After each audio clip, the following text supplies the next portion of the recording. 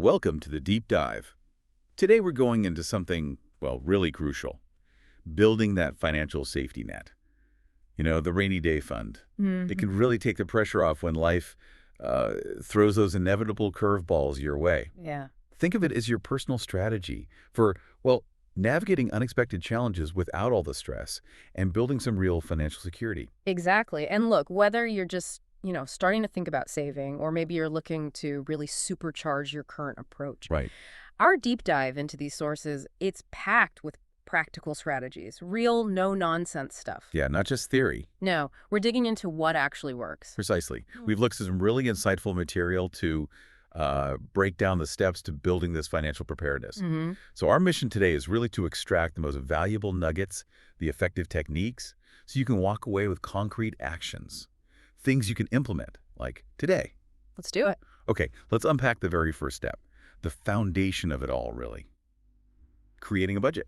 A budget is, it's truly the cornerstone. It's the fundamental tool, that underpins any successful savings plan. Right. It's like trying to navigate without a map. If you don't understand where your money is actually going right now, well, it becomes incredibly difficult to find those areas where you could save. And redirect things. Exactly. Redirect those funds. So how do we actually, draw up this financial map? The sources lay out a pretty straightforward process. First, get a clear picture of all your income. Every single source. Everything coming in. Yeah. Then comes the part that's maybe less fun for some, but absolutely vital. Tracking your expenses. And it seems the real power here is in how you break those down. Absolutely. Categorizing your spending. Yeah. Essentials, rent, utilities, groceries, that stuff. The must-haves. Right. Versus the non-essentials like dining out, entertainment, maybe hobbies that tend to stretch the budget a bit.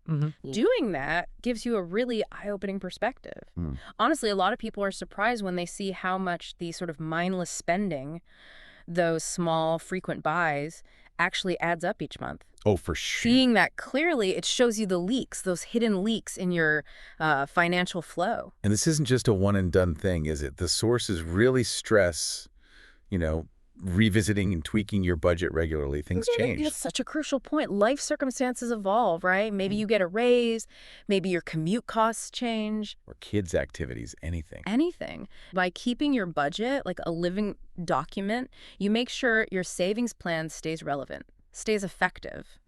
What's fascinating here is how just consistently tracking and reviewing, it leads to so much self-awareness and the power to make informed financial choices.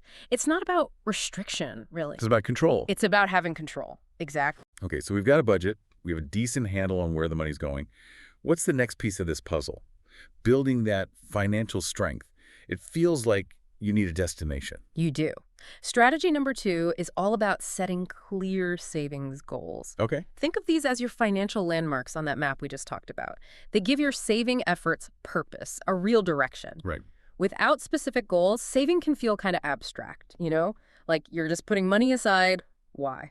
It makes it much harder to stay motivated. Okay, so how do we actually, nail down effective goals? The sources mentioned really defining what you're saving for and, importantly, how much you actually need. That's the essential first step. Then breaking those bigger goals down, smaller, more manageable chunks. Short-term goals, long-term goals.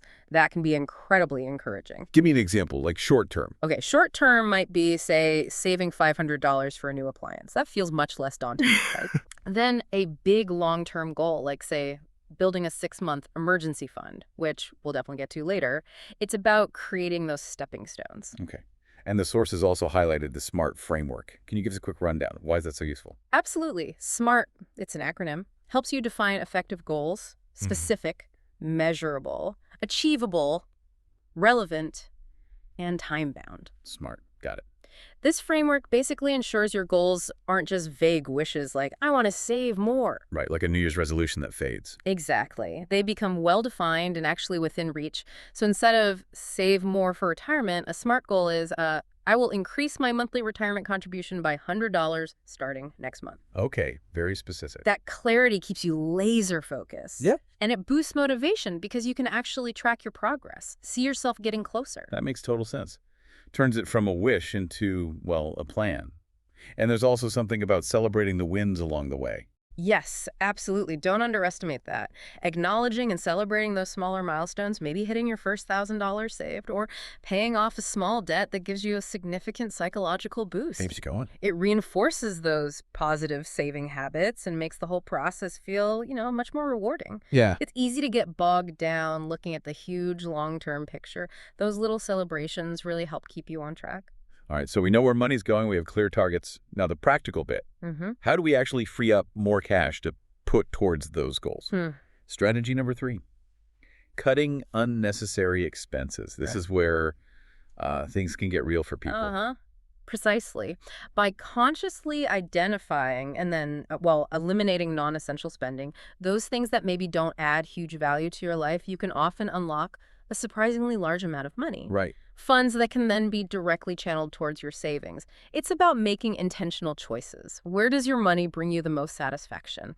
Aligning spending with your priorities. And the sources gave some really relatable examples of where to look, right? Things like maybe overdoing it on eating out. Those subscription services we signed up for ages ago and forgot about. Oh, yeah. The silent money drain.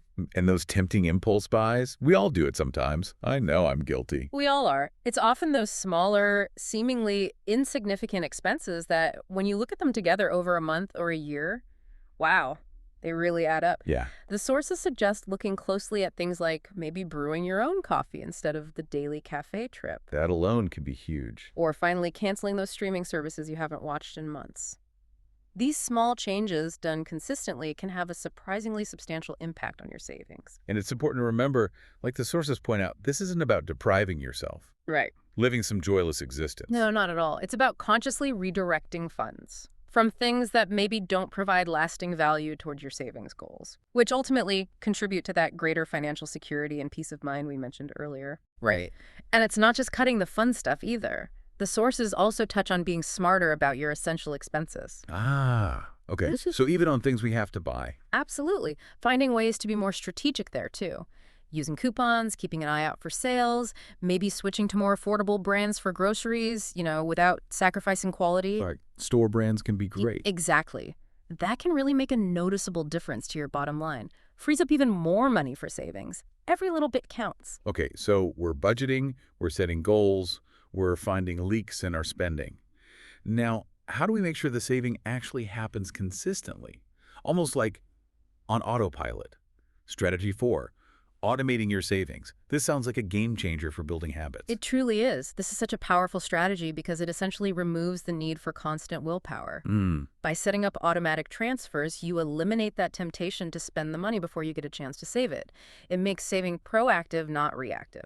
So the sources describe setting up those regular automatic transfers, checking account to savings, maybe every payday. That's the classic way. It's putting that pay yourself first idea into action, isn't it? I love that concept. Exactly. By making saving an automatic part of your financial routine, it just naturally becomes a priority, not something you do if there's money left over at the end of the month. Because often there isn't. Because often there isn't, exactly. And it's amazing how many banks now offer tools that make this super easy. Recurring transfers, or even those clever features that, round up your purchases to the nearest dollar and sweep the change into savings. Oh, I've seen those. Little bits add up. They really do. Those seemingly tiny, almost unnoticed contributions can accumulate significantly over time. It's effortless saving, almost. It sounds like automation really takes the mental load off. Helps build that consistent saving muscle without requiring constant conscious effort. Like set it and we'll mostly forget it in a good way. Precisely. Yeah. It fosters that crucial discipline, reinforces the mindset that saving isn't optional. It's just an integral part of your overall financial health. Right. We've covered budgeting, setting goals, trimming expenses, automating savings. Now for what's often called the bedrock of real financial preparedness. Yeah. Building an emergency fund. This sounds like the ultimate safety net. Yes, the emergency fund is absolutely fundamental. It acts as your financial shock absorber. Okay. Provides that crucial buffer to handle those unexpected costs life just throws at us. Surprise medical bills, urgent car repairs, maybe even the financial hit from a sudden job loss. Yeah, the big stuff. It's what helps prevent you from having to go into debt or, derail your long-term financial goals when those situations pop up. It offers invaluable peace of mind. So how do we actually build this? The sources suggest starting small, being consistent. That feels manageable. That's exactly the right approach. Even setting aside a relatively modest amount each month, maybe $50, $100, whatever fits your current budget, makes a significant difference over time. Consistency is key. The key, like with all saving, is consistency. And then gradually increasing your contributions as your situation improves helps you reach your target emergency fund amount faster.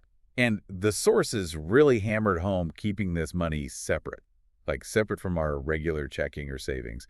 Why is that separation so critical in practice? That separation is crucial, both practically and psychologically. Yep. It ensures these funds are specifically reserved for true unexpected emergencies, not accidentally dipped into for everyday stuff or, those tempting non-essential buys. Right, avoids temptation. It reinforces the intended purpose of the fund. Yeah. And the sources also mention finding that sweet spot between accessibility you need it in a real emergency and avoiding the temptation to use it casually. Right, need to get to it if the car breaks down, but not so easy to use it for a weekend sale. Exactly. A high-yield savings account often strikes that balance. Usually offers pretty easy access when needed, but maybe not instant like checking. Plus, you might earn a little interest. And a really critical point, if you do have to use your emergency fund, the immediate priority afterwards should be to replenish it. Build it back up as quickly as you can. You need to stay protected for the next unexpected event. Like restocking your financial first aid kit. Exactly. You want it well stocked, always. Okay, so to kind of bring all these valuable insights together, we've taken a deep dive into 5 key strategies here.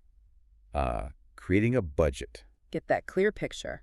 Setting clear, motivating savings goals. You know where you're going. Consciously cutting those unnecessary expenses to free up funds. Making intentional choices. Automating our savings to build consistency. Be yourself first. And finally, establishing that vital emergency fund for true peace of mind. Yeah, and each of these strategies, they're not just important on their own, they're deeply interconnected. Right.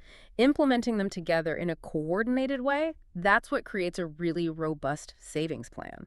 It gives you immediate stability, sure, but also that solid foundation for long-term security and those bigger goals we talked about. It really highlights that saving isn't just, a responsible chore. It's fundamental to building a secure, less stressful financial future for yourself. Absolutely.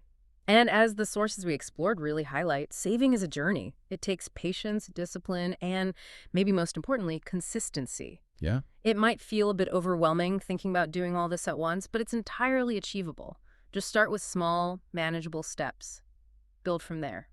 So as we wrap up this deep dive, it's clear these strategies offer a really valuable roadmap for anyone looking to build a stronger, more resilient financial foundation. Indeed. And with that in mind, maybe here's a final thought for you, the listener, to consider. Okay. Take a moment. Reflect on which of these 5 strategies really resonates most with you right now. Which one could you maybe implement for the first time or perhaps strengthen starting today? And maybe think about what specific unexpected event would having a solid rainy day fund best prepare you for? How can taking greater control in this way boost your financial confidence and ultimately your sense of security down the road?